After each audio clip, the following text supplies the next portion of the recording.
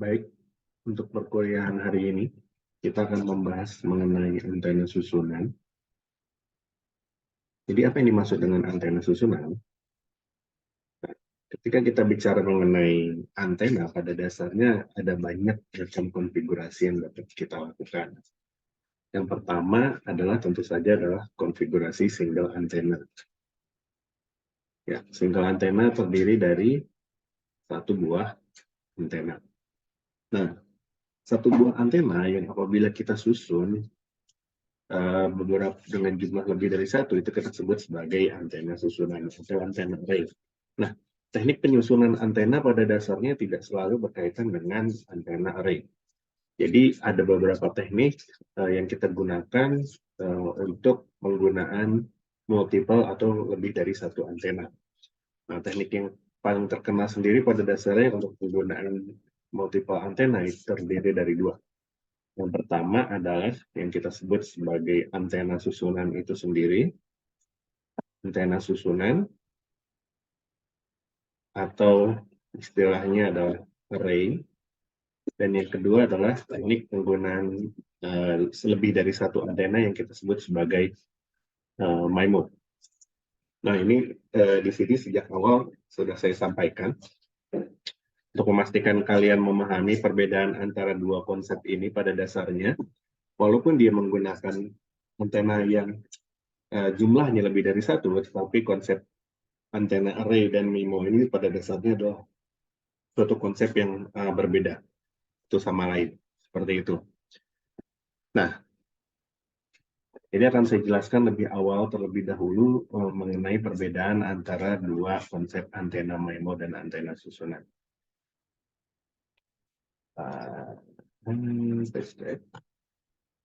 Oke, nah pertama kita bicara mengenai antena susunan, antena array. Nah, apa yang dimaksud dengan antena array? Antena array pada dasarnya adalah suatu teknik yang menggunakan lebih dari satu antena, misalkan 2 atau 3 dan seterusnya. Nah, tapi dengan ekspektasi adalah pada antena susunan, yang kita harapkan adalah terjadinya peningkatan karakteristik radiasi dari antena itu sendiri. Dengan kata lain, ibaratnya ketimbang kita menggunakan satu antena, di mana misalkan antena satu tersebut memiliki pola radiasi A dan gen A, kita ingin meningkatkan karakteristik pola radiasi dan gen tersebut, yaitu adalah dengan menggunakan lebih dari satu antena. Nah, pada antena array pada umumnya, ini terhubung dengan satu catuan, seperti itu. Jadi dia terhubung dengan satu buah catuan, hanya saja perbedaannya adalah terkait dengan distribusi daya dari satu antena ke antena yang lain, seperti itu. Nah, sehingga goal utama dari antena array sendiri pada dasarnya adalah, yang pertama adalah peningkatan karakteristik radiasi, seperti itu. Berdasarkan dari distribusi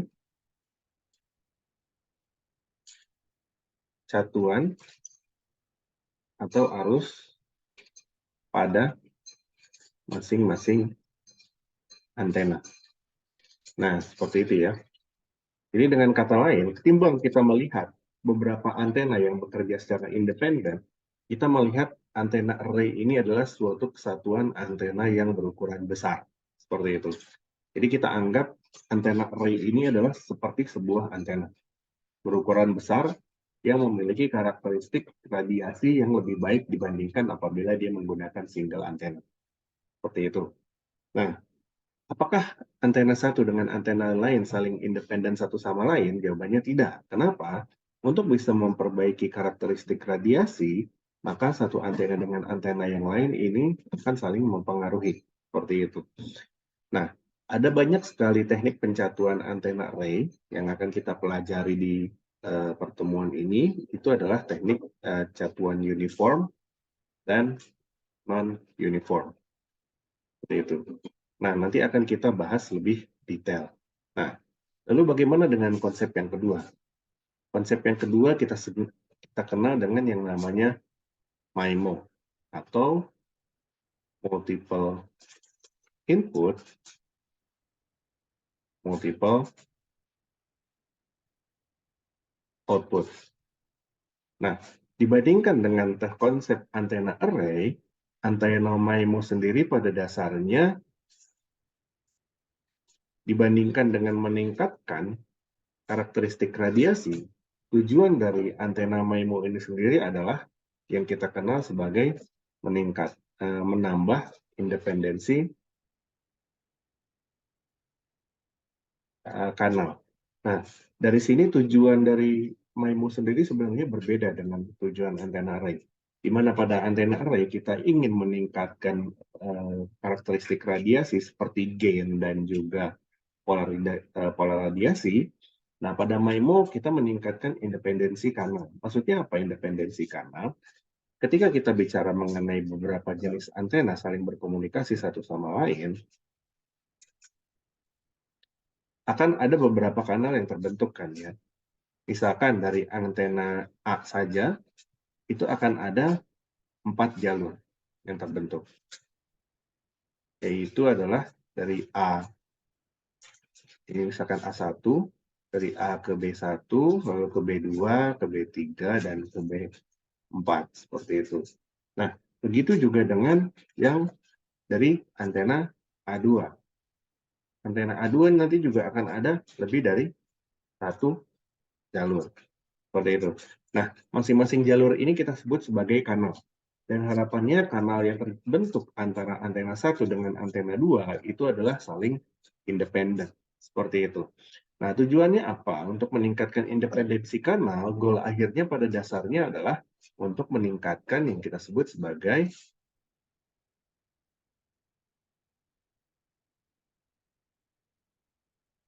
kecepatan data atau data rates. Seperti itu. Atau umumnya kita sebut dia juga sebagai kapasitas kanalnya. Seperti itu. Nah, perbedaannya apa? Apabila tadi kita bahas pada antena array, independensi antara satu antena dengan antena yang lain itu hampir tidak ada, artinya mereka bekerja secara bersama-sama. Pada pada MIMO sendiri, antena satu dengan antena yang lain itu harus saling independen. Dengan kata lain, dia tidak saling mempengaruhi. Seperti itu. Nah, bagaimana kita menghasilkan independensi antara antena satu dan antena dua? Nah, pada dasarnya tekniknya ada berbagai macam cara. Yang salah satunya adalah, misalkan kita pasang jarak antara antena satu dengan antena dua sebesar lambda per 2. Nah, teknik tersebut itu kita sebut sebagai spatial diversity. Seperti itu. Nah, kalian akan belajar mengenai teknik MIMO ini nanti, tapi ini saya perlu jelaskan sekarang perbedaan antara array dengan MIMO. Seperti itu. Nah, di sisi lain, kita juga bisa meningkatkan independensi antar kanal antena satu dengan antena yang lain, misalkan dengan konfigurasi antena yang berbeda. Misalkan apabila antena satu dan antena dua memiliki polarisasi yang berbeda, itu bisa meningkatkan independensi kanal. Nah, teknik tersebut kita sebut dia sebagai polarisasi diversity, seperti itu. Polarisasi diversity dapat digunakan untuk meningkatkan independensi kanal antara antena satu dengan antena yang lain. Dan umumnya pada MIMO, dibandingkan dengan array, di mana dia adalah satu satuan lalu terdistribusi menjadi banyak jalur, tergantung dari jumlah antenanya, pada MIMO sendiri biasanya satu satuan akan diarahkan pada satu antena, sehingga membutuhkan lebih dari satu port untuk berkoneksi dengan lebih dari satu antena, seperti itu. Nah, ada banyak sekali teknik-teknik yang bisa kita gunakan untuk meningkatkan kapasitas kanal dengan MIMO. Ya, tadi yang sudah saya jelaskan spatial diversity, ada juga teknik yang kita sebut sebagai spatial multiplexing. Spatial multiplexing sendiri adalah bagaimana dia meningkatkan data rates dengan membagi sinyal informasi ke masing-masing antena. Jadi setiap antena itu akan mengirim informasi yang berbeda, seperti itu. Ya, jadi kira-kira seperti itu. Nah, namun untuk sekarang kita akan lebih banyak fokus ke antena array terlebih dahulu. Nah, jadi ada banyak sekali susunan untuk antena array. Misalkan yang pertama ini adalah teknik J-beam, di mana antena dengan cross dipole seperti ini ada 2 dipole ya. Seperti ini disusun secara horizontal. Ada juga cut rain yang disusun dalam bentuk 4 formasi seperti ini. Seperti itu. Jadi pada dasarnya ada banyak sekali konfigurasi untuk antena array bisa kita gunakan. Nah, sekarang bagaimana suatu antena array dapat meningkatkan karakteristik radiasi dari suatu antena? Nah, pada dasarnya kita kembali lagi ke konsep superposisi gelombang, di mana apabila kita bicara mengenai dua buah muatan, Q1 dengan muatan Q2, maka medan listrik pada titik Q2 kan dapat kita hitung adalah sama dengan K1 dibagi dengan R ya, di mana R ini adalah, atau saya tulis dia R1, seperti itu, kuadrat. Oke, seperti itu ya. Lupa saya. Nah, seperti itu. Nah, sehingga medan yang terbentuk pada dasarnya bersumber dari muatan di titik 1 terhadap titik 2, seperti itu. Dan bagaimana kalau ada banyak titik yang muncul terhadap posisi Q2, misalkan ada di sini Q3 dan Q4. Maka kita bisa menghitung medan listrik total adalah semua kontribusi dari medan listrik di titik 1, di titik 3, dan di titik 4. Seperti itu ya. Apabila kita ingin menghitung medan listrik di titik 2. Nah, seperti itu. Nah, artinya apa? Prinsip seperti ini yang kita sebut sebagai prinsip superposisi gelombang. Dengan kata lain, apabila terdapat lebih dari satu sumber yang menghasilkan medan listrik, maka kita bisa menghitung medan listrik total pada titik yang lain adalah total kontribusi dari semua medan listrik yang dihasilkan oleh masing-masing sumber. Seperti itu. Nah, kita sudah belajar yang namanya antena sebagai sumber titik. Pada dasarnya, prinsipnya kan sama seperti muatannya, di mana kita tahu muatan akan menghasilkan medan segala arah, dan antena yang umumnya digunakan untuk komunikasi yang sangat jauh dapat kita modelkan juga sebagai sumber titik. Seperti itu. Dengan kata lain, prinsip yang sama akan berlaku seperti bagaimana muatan menghasilkan medan, yaitu adalah apabila kita menggunakan lebih dari satu antena, maka medan listrik total yang akan diterima oleh penerima atau receiver itu adalah total akumulasi dari seluruh medan listrik yang dihasilkan oleh masing-masing antena. Seperti itu ya. Nah, sekarang kita bahas dulu mengenai prinsip superposisi gelombang. Nah, tadi kita sudah bahas superposisi gelombang dari berbagai muatan ya. Nah, sekarang sebelum kita bahas mengenai antena susunan itu sendiri, satu hal yang perlu kalian pahami adalah kita tahu suatu antena akan menghasilkan medan listrik ke segala arah ya kan? Atau dia akan menghasilkan gelombang elektromagnetik ke segala arah, misalkan dari transmitter. Dengan kata lain, kita bisa menggunakan logika yang sama, artinya apabila saya memiliki antena receiver, medan listrik juga akan datang, atau gelombang elektromagnetik juga akan datang dari segala arah juga kan, seperti itu ya. Nah, prinsip seperti ini yang kita sebut sebagai prinsip multipath, seperti itu. Jadi prinsip multipath pada dasarnya secara sederhana adalah bagaimana suatu antena transmitter menghasilkan gelombang elektromagnetik yang terpancar ke segala arah.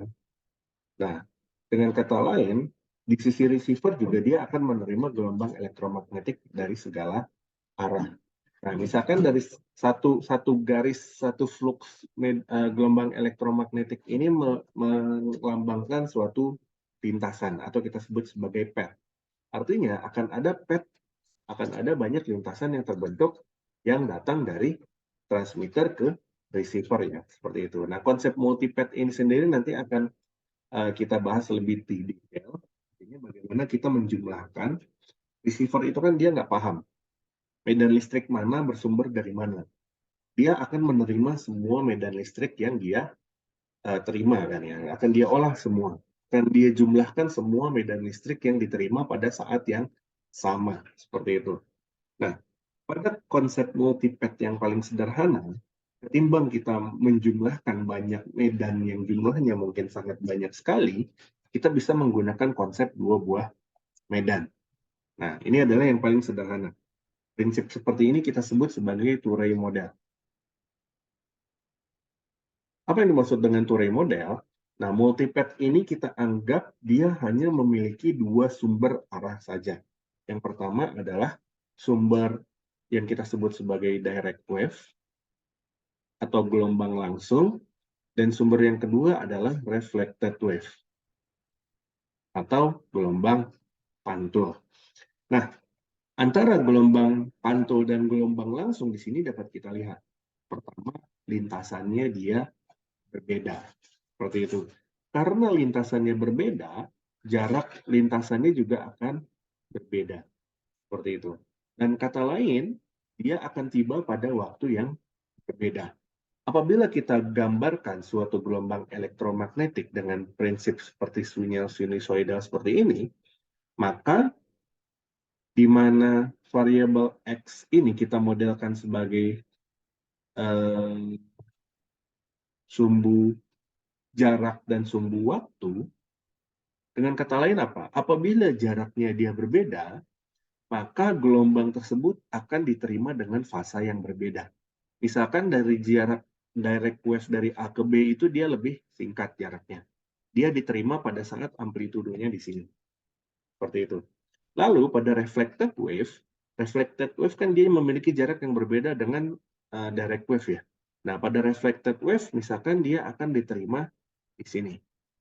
Nah, si receiver tanpa tahu dua gelombang ini berasal dari mana, dia akan menjumlahkan dua gelombang ini, di mana dua gelombang tersebut akan memiliki fasa yang berbeda.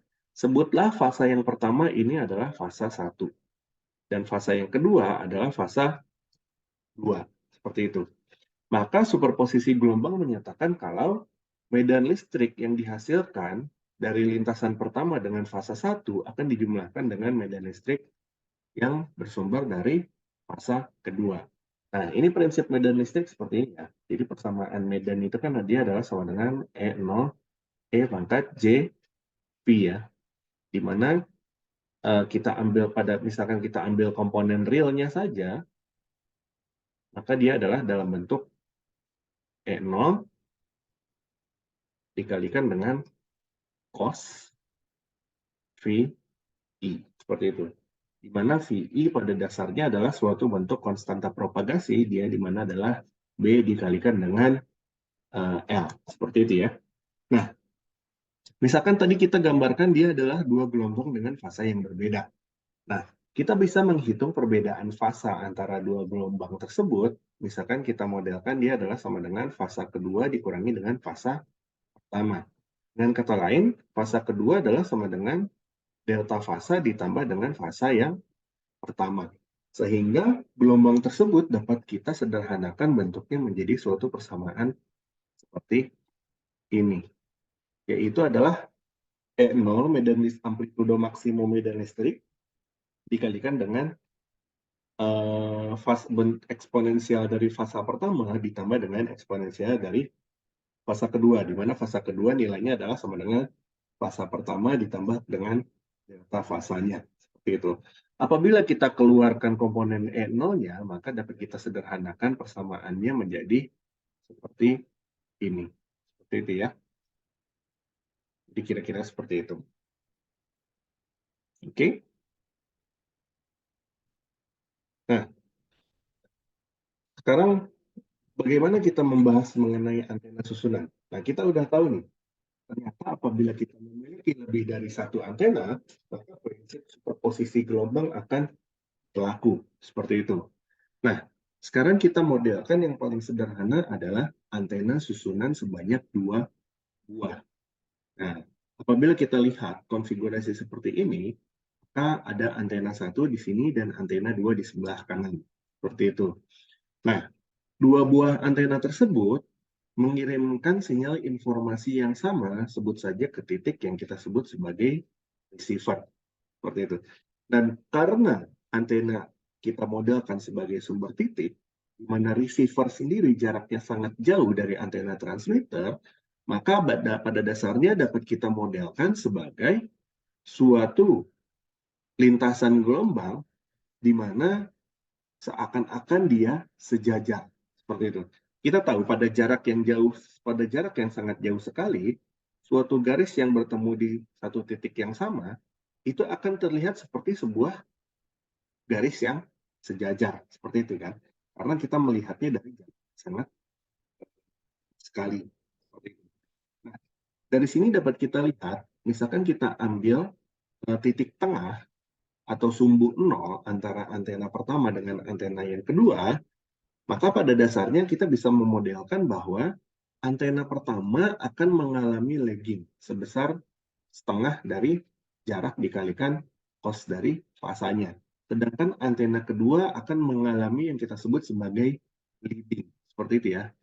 Artinya apa? Nah, misalkan gelombangnya kita sudah jalan di sini. Seperti itu ya. Nah, apabila kita lihat secara horizontal, maka antena pertama itu dia telat dibandingkan dengan antena kedua. Antena pertama dia sudah ada, atau istilahnya, misalkan dia sudah berjalan sejauh X ya, seperti itu. Nah, antena pertama itu X itu dia baru di sini, seperti itu. Nah, kalau kita tarik secara horizontal, maka dia akan seakan-akan telat dibandingkan dengan kedua, seperti itu ya. Nah, pertanyaannya, seberapa telatnya sinyal tersebut? Nah, ketertinggalan dan lagging dan leading yang terjadi antara antena satu dengan antena dua itu dapat kita ukur sebesar V per 2 atau dia nilainya sama dengan 2V per lambda dikalikan D per 2 cos Pi. Nah, Pi ini adalah sudut yang terbentuk dari sumbu X terhadap arah lintasan antena. Seperti itu. D di sini adalah jarak antara antena 1 dengan antena 2.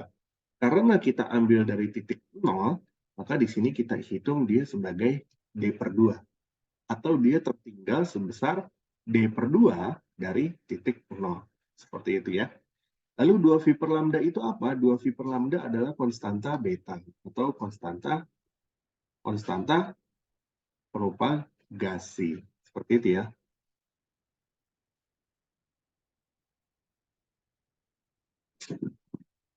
Nah, begitu juga pada medan yang mendahului, pada antena 2 dia akan menghasilkan fasa yang sama, hanya saja dia mendahului sebesar fasa tersebut. Seperti itu.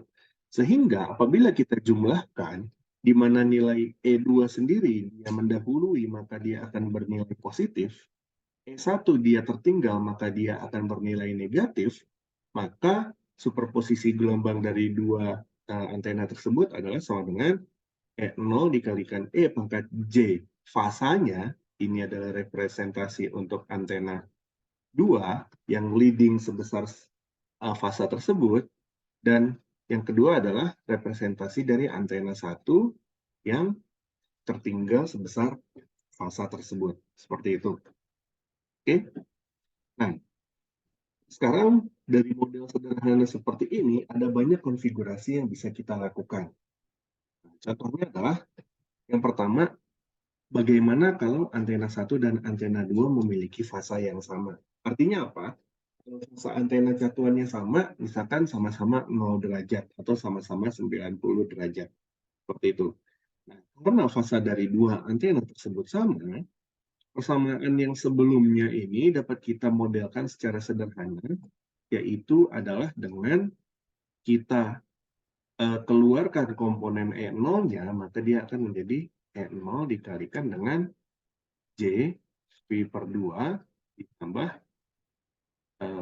ini E pangkat ditambah E pangkat minus J V per 2. Seperti itu. Lalu kita kalikan dengan 2 dan kita bagi dengan 2. Dan tentu saja kalian pasti masih ingat dengan yang namanya persamaan Euler. Persamaan Euler mengatakan kalau cos A adalah sama dengan E pangkat JA ditambah dengan E pangkat minus JA dibagi dengan 2. Seperti itu. Dengan kata lain, fungsi ini dapat kita sederhanakan menjadi suatu bentuk cos V per 2. Seperti itu. Di mana nilai V per 2, nilai V adalah sama dengan dr cos P. P itu ini adalah sudut yang terbentuk dari sumbu X. Dan dr sendiri adalah konstanta propagasi dikalikan dengan jarak D. Seperti itu. Nah, apabila antena 1 dan antena 2 kita pisahkan dengan jarak sebesar lambda per 2, maka persamaan yang terbentuk dapat kita ambil untuk suatu medan yang bersifat maksimum, maka kita tahu untuk medan maksimum kan nilai cos V per 2 adalah sama dengan 1 kan. Karena nilai maksimum dari fungsi cos adalah sama dengan 1. Maka cos V per 2 adalah sama dengan 1, maka V per 2 pasti nilainya adalah sama dengan 0 derajat. Seperti itu. Dan kita tahu V per 2 adalah dr cos P, dan dr adalah 2V per lambda dikalikan D, maka kita bisa tahu nilai cos P adalah sama dengan 0. Seperti itu ya. Atau karena cos P adalah sama dengan 0, nilai P yang berlaku adalah kelipatan 90 derajat. Seperti itu ya. Maka nilai nilai P yang berlaku adalah kelipatan dari 90 derajat untuk medan yang bersifat maksimum. Seperti itu. Nah, bagaimana dengan medan yang bersifat minimum? Nah, sama penyelesaiannya, kita bisa menghitung nilai medan minimum cos P per 2 sama dengan 0. Karena nilai minimum itu kan terjadi pada cos P per 2 sama dengan 0. Kan? Seperti itu ya. Nah, dengan kata lain, nilai V per 2 adalah sama dengan kira-kira 90 derajat. Atau nilainya V per 2. Seperti itu. Nah, apabila kita selesaikan persamaan ini kan bisa kita coret. Lalu ini bisa kita coret ya. Maka cos P nilainya sama dengan 1. Cos berapa Pi yang nilainya sama dengan 1? Tentunya Pi adalah sama dengan 0 dan lipatannya. 0, 180, 360 derajat. Seperti itu ya. Nah, dari situ kita bisa menggambarkan medannya. Artinya, medan maksimum itu terjadi pada sudut 90 derajat dan 270 derajat. Apabila kita ambil sudut 0 derajat di sini, lalu kita putar secara 360 derajat, maka 90 derajat akan muncul di sini 180 derajat, di sini 270 derajat. Dan sumbu X dan sumbu Y menyatakan amplitudonya. Semakin jauh dari titik pusat, maka amplitudonya semakin tinggi. Dan kita tahu tadi, medan maksimum terjadi pada sudut 90 derajat dan 270 derajat. Maka medan maksimum akan terbentuk di sini. Dan di sini. Di mana nilainya dia menjauhi dari titik 0 di tengah. Seperti itu. Medan minimum terjadi pada titik kelipatan 0, 180 derajat. Maka medan minimum terjadi di sini. Pada saat dia 0 derajat dan pada saat dia di 180 derajat. Amplitudonya akan berada di titik tengah. Maka medan yang terbentuk adalah seperti angka 8. Seperti itu ya. Nah, jadi kira-kira seperti itu. Nah, kita lanjut lagi. Tadi adalah konfigurasi amplitudo yang sama dan juga fase yang sama untuk antena yang bertipe susunan atau array seperti ini ya. Pertanyaan selanjutnya adalah bagaimana kalau amplitudonya sama namun fasanya berbeda? Misalkan yang dimaksud dengan fasanya berbeda itu di sini catuannya sebesar A, di sini catuannya sebesar minus A atau fasanya berbeda sebesar 180 derajat. Kita tahu perbedaan 180 derajat itu besar nilai minusnya ya, seperti itu ya. Nah, dari sini dapat kita gambarkan perbedaan fase yang terbentuk itu dapat kita masukkan ke dalam suatu fungsi perbedaan fase antara antena 1 dengan antena 2. Maka sudut V-nya adalah sama dengan 2V per lambda dikalikan D cos P ditambah dengan perbedaan fase dari antena 1 dan antena 2. Gitu ya. Dimana tadi kita sudah bahas DR adalah sama dengan 2V per lambda dikalikan dengan D. Seperti itu. Nah, dari sini dapat kita analisa. Yang pertama adalah dengan teknik yang sama seperti tadi, kita bisa memodelkan pertama medan maksimumnya. Medan maksimum itu terjadi, ini untuk jarak setengah lambda ya, atau D sama dengan setengah lambda, maka dengan kata lain, medan maksimum terjadi pada saat, tadi kita sudah bahas, perbedaan fasa V-nya adalah sama dengan DR dikalikan cos P ditambah dengan perbedaan fasa P, di mana perbedaan fasa P-nya, delta P-nya untuk 180 derajat, dia adalah sama dengan 180 derajat, seperti itu, atau dia adalah sebesar V, seperti itu ya. Nah, dengan kata lain, nilai dari fasa antara antena 1 dan antena 2 dapat kita nyatakan dalam bentuk persamaan V per lambda dikalikan D dikalikan cos P tambah V per 2. Kenapa? Karena kita tadi untuk suatu perbedaan fasa dia adalah sebesar V per 2 ya. V per 2 ke kanan dan V per 2 ke kiri. Ya, seperti itu ya. Konfigurasinya kita simpan titik pusatnya ada di tengah. Seperti itu. Dan perbedaan fasa ke kanan dan kiri-kirinya kan artinya sebesar V per 2 kan ya. Antara leading dengan laggingnya. Seperti itu. Nah, artinya fungsi cos ini dapat kita analisa dalam dua titik. Yang pertama adalah titik medannya adalah titik maksimum. Atau nilai cos-nya adalah sama dengan 1. Seperti itu.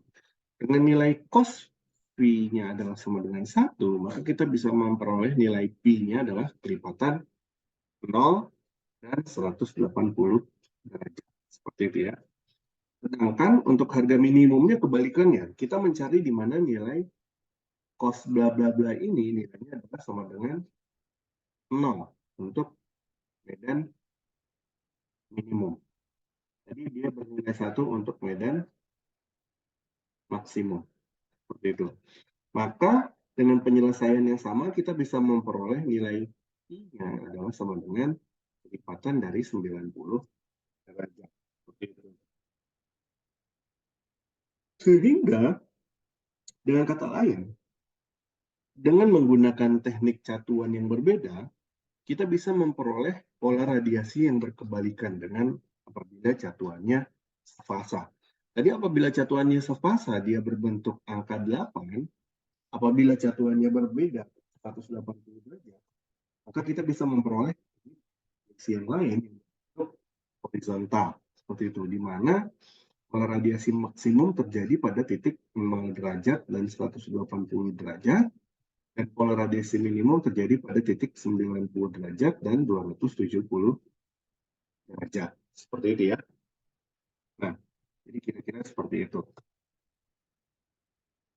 Nah, lalu pertanyaannya adalah, di titik mana kita bisa menemukan half power beamwidth-nya atau HPBW-nya ada di sudut berapa?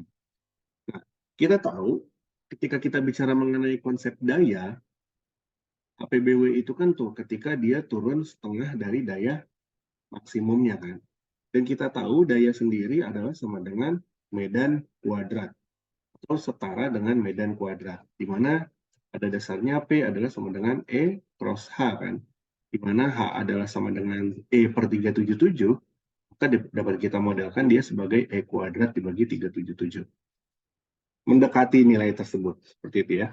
Nah, dengan kata lain, kita bisa menuliskan apabila P-nya adalah sama dengan setengah dari P max, maka medannya adalah sama dengan medan HPBW adalah sama dengan akar dari setengahnya, atau dia adalah sama dengan setengah akar 2. Karena relasi antara medan dengan daya adalah fungsi kuadrat. Seperti itu.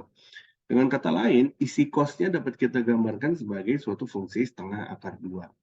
Di mana setengah akar 2 sendiri adalah dalam bentuk cos, artinya dia akan bernilai 45 derajat, seperti itu. Maka di sini dapat kita tulis V per 2 dikalikan cos V adalah sama dengan 45 derajat dapat kita ubah dia menjadi bentuk V per 4 ya, seperti itu ya. V kan 180 dibagi 2, 90 dibagi 4, 45 derajat. Maka dia adalah sama dengan V per 4 dikurangi dengan V per 2. Dia adalah minus V per 2. Kita tahu untuk fungsi cos minus V per 2 dan V per 2 sama. Atau dia adalah sama dengan positif V per 2. Kita tahu kenapa cos min X adalah sama dengan cos X. Seperti itu ya. Nah, dari situ kita bisa memperoleh nilai V-nya adalah sama dengan menyelesaikan persamaan ini bisa kita coret, sudut yang terbentuk dia adalah sama dengan atau cos P adalah sama dengan setengah ya, seperti itu ya. Jadi cos P adalah sama dengan setengah. Ya.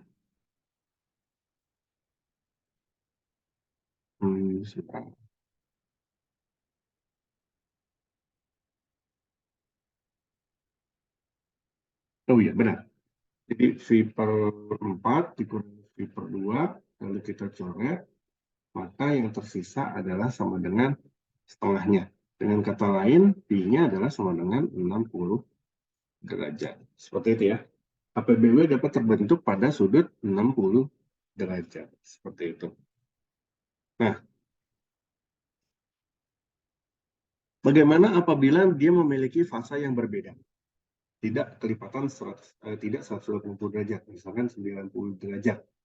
Nah, kita bisa menggunakan teknik yang sama seperti tadi perbedaan fasa 180 derajat, hanya saja perbedaan fasanya di sini dia adalah sama dengan V per 4. Karena tadi kita bagi lagi dengan 2 ya.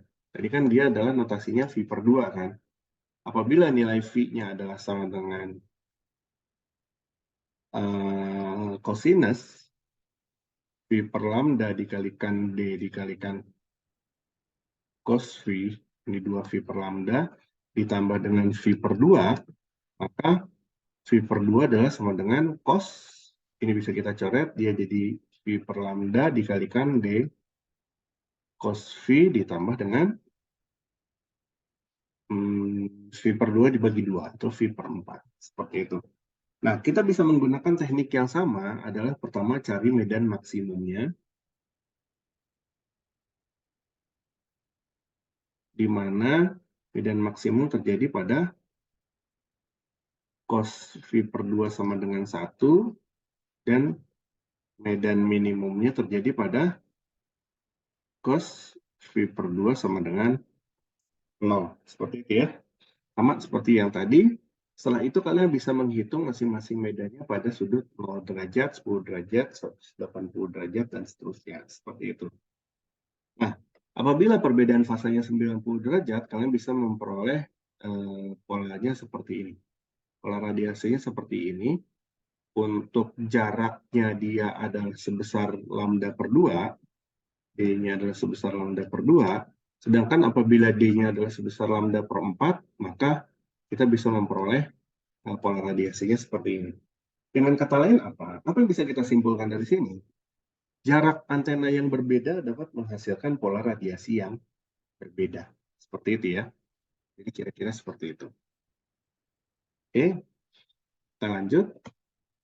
Nah, kondisi umum penyelesaian antena susunan pada dasarnya dapat menggunakan ini, di mana medan total adalah sama dengan E0 dikalikan 1 plus A cos V kuadrat tambah A kuadrat sin kuadrat V, dengan sudutnya adalah tan inverse dari A sin V dibagi 1 plus A cos V. Seperti itu. Oke? Nah, jadi kira-kira seperti itu. Apabila dia memiliki teknik fasa yang berbeda dan amplitude yang sama sekali berbeda. Di mana A adalah perbedaan amplitude dengan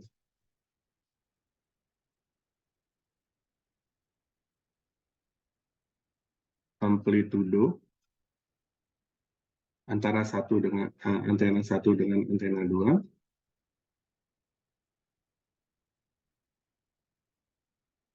Seperti itu. Dan tadi sudut V sendiri dia adalah sama dengan beta dikalikan L, atau dia adalah sama dengan 2V per lambda dikalikan D dikalikan dengan cos P ditambah dengan delta P, seperti itu ya, atau perbedaan fasa yang terbentuk. Nah, seperti itu. Nah, jadi kira-kira seperti itu. Untuk sudut V-nya sudah, A kuadrat, sin ada. Seperti itu. Kita bisa menemukan medan maksimumnya pada semua sudut seperti ini ya. Di mana nilai V-nya sendiri adalah 2V per lambda dikalikan D cos V ditambah dengan delta antara fasa 1 dengan fasa 2. Seperti itu. Nah, apa yang bisa kita simpulkan dari parameter susunan antena? Dari sini dapat kita kemukakan bahwa perbedaan amplitudo dan fasa jatuh serta jarak antena dapat menghasilkan pola radiasi yang berbeda-beda. Seperti itu ya. Nah, itu adalah kesimpulan yang dapat kita ambil apabila kita membicarakan antena susunan. Nah, berbeda dengan MIMO, pada antena MIMO, pola radiasi tidak berpengaruh antara antena 1 dengan antena 2. Seperti itu. Jadi, MIMO dan antena array pada dasarnya adalah suatu konsep yang berbeda yang perlu kalian pahami. Seperti itu.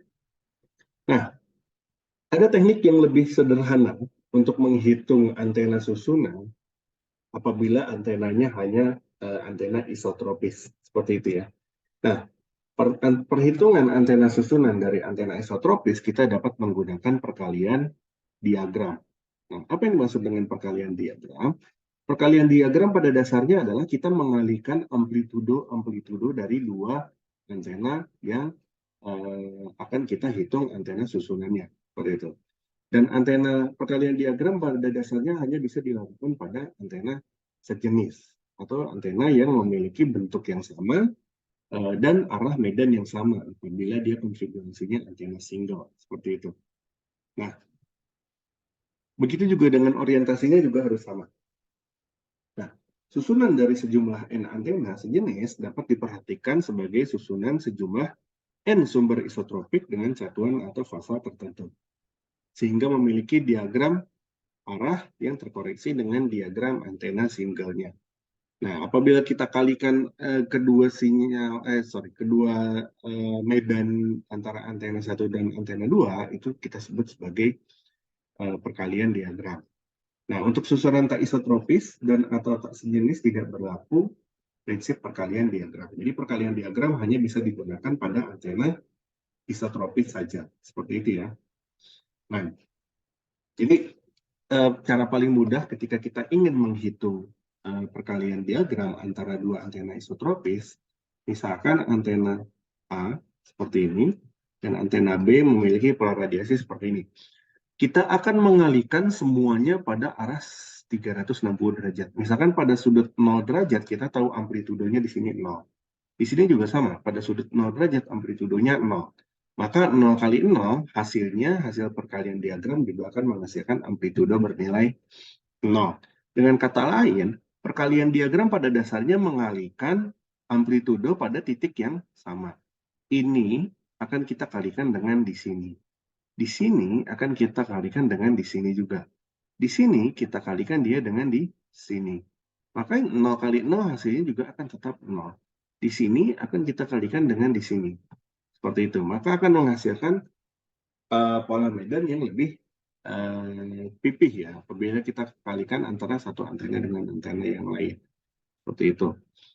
Nah, begitu juga misalkan kita melakukan perkalian diagram antara antena dengan pola radiasi seperti ini dengan orientasi horizontal dan yang kedua adalah orientasi vertikal, maka apabila kita kalikan keduanya, tentu saja di sini akan kita kalikan di sini, akan nilainya 0. Seperti itu. Di titik ini kita kalikan amplitudonya dengan di sini, maka pola radiasi yang terbentuk dia akan berbentuk seperti kelopak seperti ini. Apabila kita kalikan pada semua sudutnya yang sama amplitudonya. Amplitudo kita kalikan amplitudonya yang sudutnya sama seperti itu ya. Nah, Sekarang bagaimana teknik menghitung gain antena susunan? Nah, pada dasarnya untuk menghitung gain antena susunan dapat kita modelkan sebagai perhitungan antara medan superposisi yang dihasilkan oleh antena majemuk atau antena array. Itu dapat kita modelkan sebagai, tadi kita sudah memodelkan di mana nilai medan totalnya adalah sama dengan E0 dikalikan E pangkat J V, seperti itu, ditambah dengan E0 dikalikan E pangkat minus J V, seperti itu. Nah, di mana apabila kita memiliki lebih dari satu atau lebih dari dua antena, biasanya konfigurasinya adalah bagaimana kita menjumlahkan semua antenanya. Misalkan artinya pangkat dimulai dari, ini saya hapus dulu, dimulai dari pangkat J dikalikan 0 V, ditambah pangkat J dikalikan 1 V, ditambah dengan pangkat J dikalikan dengan 2 V, dan seterusnya. Sampai dengan pangkat J dikalikan N-1 dikalikan dengan V, seperti itu. Oke? Nah, di mana pangkat J0 V akan bernilai 1. Nah, lalu apabila kita normalisasikan terhadap suatu medan di mana nilai E0-nya kita keluarkan, apabila kita kurangi, maka dia akan menghasilkan pangkat medan maksimum dikalikan dengan 1 plus pangkat JV, maka dia akan menghasilkan 1 minus JNV. Ini bukan plus, ini minus. Karena kita kurangi di sini antara dua sinyal tersebut. Seperti itu ya. Nah, maka nilai medan maksimum yang terbentuk adalah sama dengan 1 dikurangi dengan JNV dibagi dengan 1 minus JV. Seperti itu. Nah, dengan menggunakan prinsip Euler yang sama, di mana pangkat JNV per 2 dikurangi pangkat minus JNV per 2, dia adalah sama dengan sin NV per 2, dibagi dengan sin V per 2, maka kita bisa menghitung medan totalnya adalah dengan menggunakan persamaan ini. Dengan kata lain, dia nilainya adalah sama dengan sin dari N dikalikan perbedaan fasa antara titik pusat ke antena 1 dengan titik pusat ke antena 2. Seperti itu ya. Nah, sehingga pada dasarnya kita bisa menghitung apabila kita modelkan sin NV per 2 per sin V per 2 adalah sebagai suatu nilai dengan limit V mendekati 0 adalah sama dengan N, maka kita bisa menghitung array vektor, dia adalah sama dengan N sama dengan 1 per N sin V per 2 dibagi sin V per 2. Seperti itu. Nah, gain antena susun sendiri dapat kita hitung, artinya dengan kata lain kita bisa menghitung penguatan medan. Nah, yang namanya penguatan medan itu adalah penguatan medan listrik ya. Hitungannya dalam medan listrik, seperti itu. Penguatan medan untuk jumlah N susunan antena adalah sebesar akar N-nya. Seperti itu. Dan apabila kita bicara mengenai penguatan daya itu kan tadi adalah sama dengan nilai fungsi kuadrat dari medannya kan. Dengan kata lain, penguatan daya adalah sebesar N dari jumlah. Artinya apa? Ketika kita menggunakan satu antena, misalkan single antena memiliki gain sama dengan 2 dB. Seperti itu. Apa yang terjadi ketika kita menggunakan dua antena? Berapakah nilai gainnya? Nilai gainnya adalah sebesar 5 dBi. Pertanyaannya kenapa? Ketika kita bicara mengenai menggunakan dua buah antena, maka gain dua antena akan meningkat sebesar 2-nya. Di mana 2, apabila kita logkan, dia adalah sama dengan 10 log 2, di mana dia adalah sama dengan 10 dikalikan dengan 0,3, atau nilainya sama dengan 3. Seperti itu. Dengan kata lain, gain antena penguatan daya yang muncul antara single dua antena terjadi peningkatan daya sebesar 3 dB. Seperti itu ya. Untuk peningkatan medannya artinya dia adalah akar per 2-nya. Itu akar 2-nya atau sama dengan 10 log itu kira-kira 1/1,5-nya. Seperti itu ya. Nah, mungkin kira-kira seperti itu untuk pertemuan kita hari ini karena tidak banyak, karena kalian akan banyak mengerjakan UTS mungkin minggu ini. Minggu depan kita akan membahas mengenai susunan binomial dan Chebyshev antena. Seperti itu ya. Mungkin cukup sekian untuk pertemuan kita hari ini. Terima kasih banyak. Assalamualaikum warahmatullahi wabarakatuh.